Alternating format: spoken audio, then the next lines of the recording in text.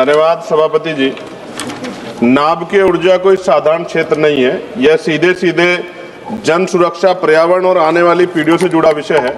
ऐसे संवेदनशील क्षेत्र में निजी कंपनियों को प्रवेश देना गंभीर चिंता का विषय। सरकार कहती है कि निजीकरण से दक्षता आएगी, लेकिन मेरा प्रश्न है, यदि दुर्घटना होगी तो जवाबदेह कौन होगा और पीड़ितों को न्याय कैसे मिलेगा? यह विधेयक कॉरपोरेट को सुरक्षा और जनता को असुरक्षा देता है। सरकार कहती है कि नियामक बोर्ड में वैधानिक दर्जा दिया जाता गया है, लेकिन खंड 7 से और 20 देखे नियुक्तियां सरकार करेगी, सख्तियां सरकार तय करेगी, हटाने के अधिकार भी सरकार के पास होगा।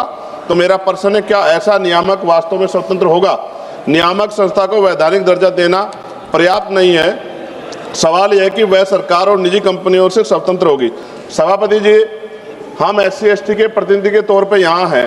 पिछले जितने सेक्टर प्राइवेट हुए हैं उनसे SC/ST OBC के कर्मचारियों को चुन चुन कर निकाल दिया प्राइवेट सेक्टर के लोगों ने।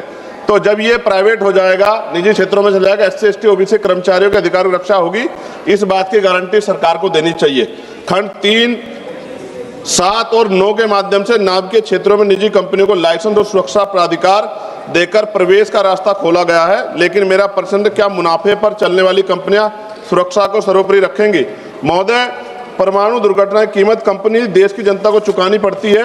खंड 11 से 15 स्पष्ट करते हैं कि नाभ के दुर्घटना की स्थिति में जवाबदेही को सीमित और नियंत्रित कर दिया गया है। यह विधेयक 2010 के नागरिक नाभ के दायित्व कानून की मूल भावना को कमजोर करता है। खंड 12 और 13 में प्राकृतिक आपदा, आतंकवाद जैसे वाहनों के तहत देयता से छूट और सीमा तय की गई है।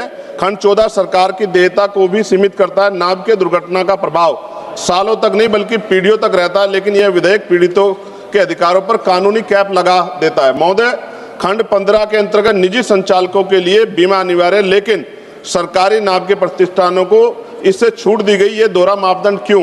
क्या सरकारी संयंत्रों में दुर्घटना नहीं हो सकती है?